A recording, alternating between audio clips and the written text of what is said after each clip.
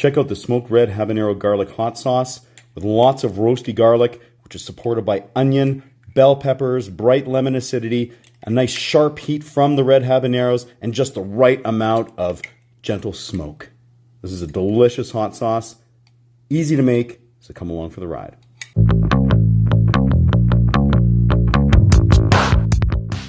Hey now, I really love my red habanero garlic hot sauce. I thought it was just delicious and it was awesome with all that garlic in there, all kinds of flavors. It was sweet. Now, today I want to play around with that a little bit and I'm going to be tweaking some of the ingredients in the recipe as well as the process for sure. Now starting off here, I've got some yellow bell peppers. I've got 4 large ones and that's right around 2 pounds. I'm going to be just setting those aside because we're taking those out to the smoker, as well as 2 ounces of these beautiful red habaneros. So I'm just going to pop them into the same bowl. Now, of course, this is a garlic hot sauce. Here I've actually increased the quantity of garlic from my original garlic hot sauce. I have 12 ounces of this peeled garlic. I cut the root tips off and I'm going to be popping that into this foil pan here, just laying it out in a single layer because I want to be able to get some of the smoke into the garlic as well. And the last thing that we have going into the smoker here is 1 sort of medium small yellow onion. I'm just giving it a rough chop like that, and I'm going to set it nicely into this little foil tray as well here so we can also pick up a bit of the smoke while we have it out there. I have my Pit Boss 700 FG fired up here. I am almost up at the 450 degrees that I want, and I'm just going to tuck the garlic and onions over there. I'm going to be setting the peppers in here, and the idea is to get them nice and smoky as well as to get a little bit of char on them. I'm going to try to tuck them in here. I need to make room because I have some more stuff coming on here after this. Now, I've got cherry wood here in the smoker. I thought that would be a nice wood to use to kind of complement what I have going on. And there we go. If you don't have a smoker, you could get a pellet tube smoker and still be able to get some of that smoke character in. Alternatively, if you've got a gas grill, you could just fire the peppers and the veg on there and get it all nicely charred up. You could also just get it under the broiler in the oven. So I'm just keeping an eye in here every 4 or 5 minutes or so. You can see the habaneros on the one part that I had over here blackened up really quite quickly. I'm just trying to get a little bit of char on them, and I don't want to open this too terribly often. So we'll check on them when they're done. So in about 25 minutes, I got all of these peppers exactly where I wanted them here. So I've pulled them all off. I was kind of doing that one at a time as they looked how I wanted them to. With these peppers, I'm just going to essentially cut out the stem and most of the seeds there. I'm not concerned if I wind up with some of them in there because there's going to be other seeds, especially from these bad boys, going on. So I'm going to take them, just going to give them the roughest of chops here and fire them into my Instant Pot.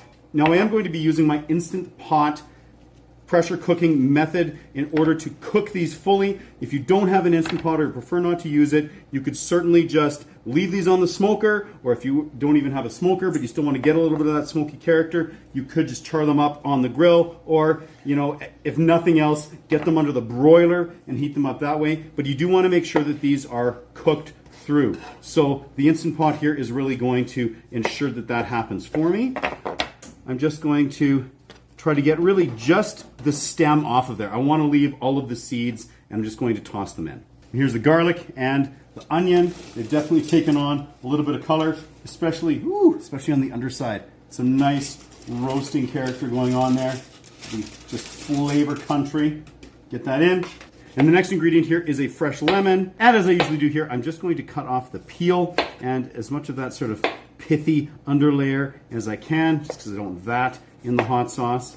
Then I'll just cut it into quarters and pop it in. These are seedless lemons, so that's really nice. I am going to just add my spices here. So I've got a teaspoon of kosher salt, I have a teaspoon of black peppercorns, I have a tablespoon of white sugar, as well as 2 teaspoons of ground cumin. I'm also going to pop in 2 tablespoons of Worcestershire sauce here, as well as 2 cups of white vinegar and 1 cup of cider vinegar, and those are both 5% acetic acid. Finally, 1 cup of filtered water. I just want to keep that acidity down a little bit. Now, let's fire this up. Now with the Instant Pot, I'm going to give it 5 minutes on manual, which is more time than those peppers need, but I want to make sure that garlic gets cooked up. After that pressure cook, I just let this sort of naturally depressurize for around 15 minutes here, and now I'm just going to pop the valve and let it finish off. Fresh out of the Instant Pot here, we've got all of our veg and liquid. I'm just going to take my ladle here. I'm going to put this into my glass blender. This is my dedicated hot sauce blender. Now this is always a little bit dicey just because the hot, steamy veg here and all that liquid wants to try to burst out of the blender.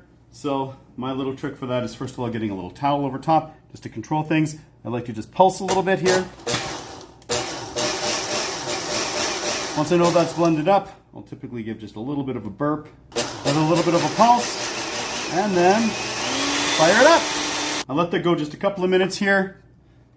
Have it all nicely blended up. I am going to pop this into this large stainless steel bowl. I do that anytime I'm working with multiple runs in order to create the same batch. This is probably going to take 2 or 3 runs through the blender here. And it's just a matter of repeating that process. And the last batch is blended. So I'm just going to get this into here, mix it all up, and then I can do an initial sampling. All right, sample number 1. Now similarly to my last garlic sauce, I do want to bump up that garlic character just a little bit because I'm calling it a garlic sauce. So I'm going to add a tablespoon of some garlic powder. Okay, so that's got the garlic exactly where I want it. Last thing I'm going to do is just a half teaspoon of some MSG just to sort of round out that umami flavor.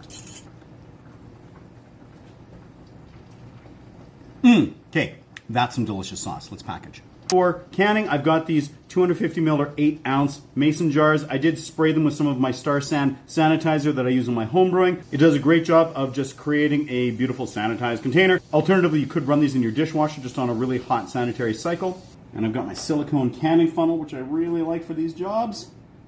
I'm just going to top these up to about a 1/2 inch or so from the top of the jar. And get the lids on.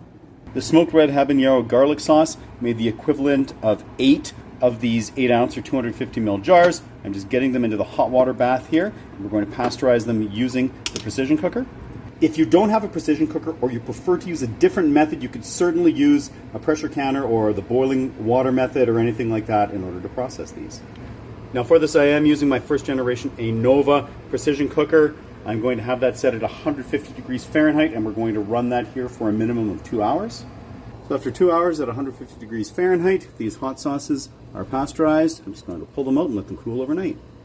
With these jars cooled down and sealed up here, it's time to have a little taste. Cracking this open here, we've got all kinds of aroma going on, a little bit of gentle smoke, definitely some nice peppery heat, acidity, all kinds of stuff. Let's have a taste. Now there's lots of garlic flavor in there, but rather than being just that straight fresh garlic hot sauce flavor, it's got that roasty, caramelized, smoked garlic character to it. Incredibly delicious. It's got the brightness of that lemon, that citrus character there when paired with the cider vinegar and even just that white vinegar. It really brightens up the hot sauce. And then we just have that clean flavor coming through with those bell peppers and some of that pungency of the onion. And then just really a nice medium heat to this with the red habaneros in there. Not too spicy, certainly something you can put on a wide variety of dishes. In fact, let's get some of this onto a serrano pepper cheddar smoky that I made. Ooh, get a whole bunch there. Dropping all kinds of loads of this hot sauce onto it. Whew, just like so.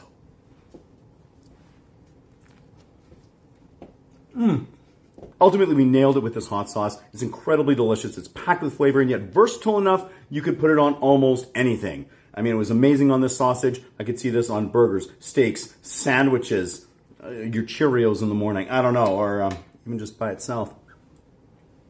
Now, give it a whirl, and if you have a chance to, please let me know how it turned out for you and any maybe modifications you made to it as you went along, insofar as process, equipment, the recipe itself. And either way, until next time, keep it at 11.